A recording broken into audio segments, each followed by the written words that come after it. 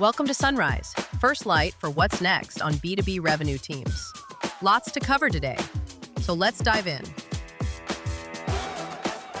Okay, let's talk about a moment in sports history. 1998, the NFL Draft. It basically came down to two guys, right? Ryan Leaf and Peyton Manning. That's right. And on paper, Leaf looked amazing. Huge arm, tons of upside. The media just loved him. Scouts were pretty split, actually. But then you had Colts GM Bill Polian. He wasn't just looking at the arm strength, was he? No, not at all. He saw something else. Manning shows up for his interview, not to talk contract, but with a legal pad full of questions. Questions about what? About the Colts offense. Yeah. He'd memorized the playbook, knew the protection calls. Polian basically said, it wasn't even close. The difference was above the shoulders. That's the quote. Exactly. And look what happened. Manning gets 5 MVPs, 2 Super Bowls, Leaf, out of the league in 4 seasons. It's such a stark contrast, and it kind of explains why the average NFL GM only lasts about, 2.1 years? It's crazy low. It is. Yeah. Because they're often chasing the wrong things, like the 40-yard dash. Sure, it predicts with like 83% accuracy who makes the league. Who gets drafted, who gets a contract. But it has almost zero correlation with long-term success. Who wins championships?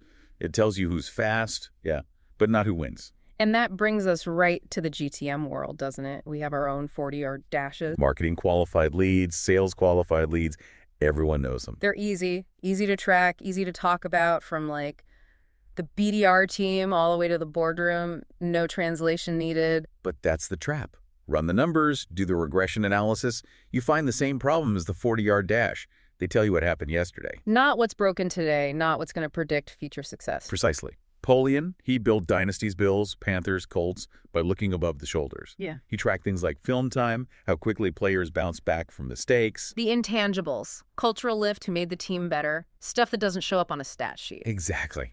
So that's our mission in this deep dive. Let's unpack the 5 GTM KPIs that are like Polian's intangibles, the ones that actually diagnose the health of your engine right now. Okay, let's get into it. Number 1. Number 1, lead response time. You could call it speed to contact. Yeah. And the data here is kind of stunning. Respond within 5 minutes. And you're 9 times more likely to convert. I've seen that stat. It's wild. 9 times. It's not just about the conversion rate, though. It signals urgency.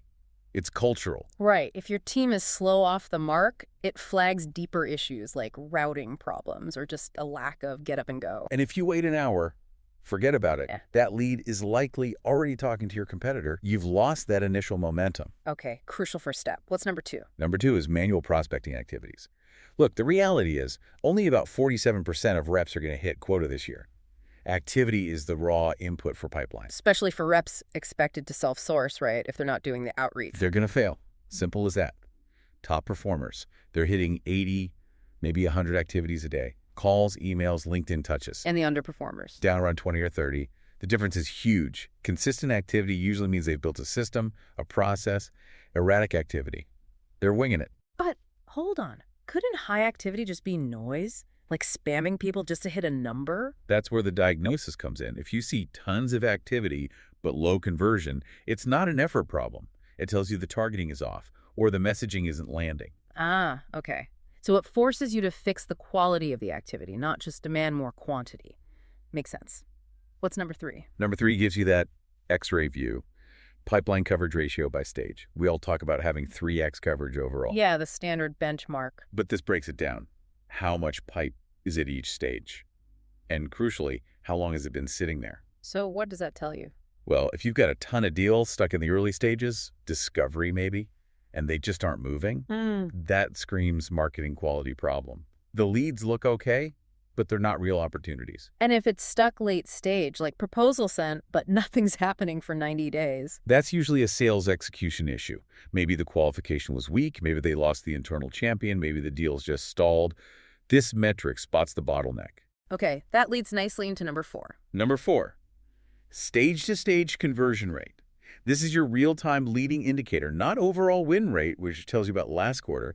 This tells you where deals are dying now. So if you see a big drop-off from, say, discovery call to getting the demo scheduled. Qualification problem. Right. Your reps aren't digging deep enough or they're talking to the wrong people. If deals fall apart after the demo, before you get to proposal. Then it's about value. You didn't sell the why. Exactly. Value articulation. You didn't connect the dots for them, and drop off after proposal. Could be pricing, competition, or maybe that internal champion just vanished. It pinpoints the exact breakdown point in the sales motion. Love it. Okay, final one, number 5. Number 5, average days in stage. Simple concept. Time kills deals.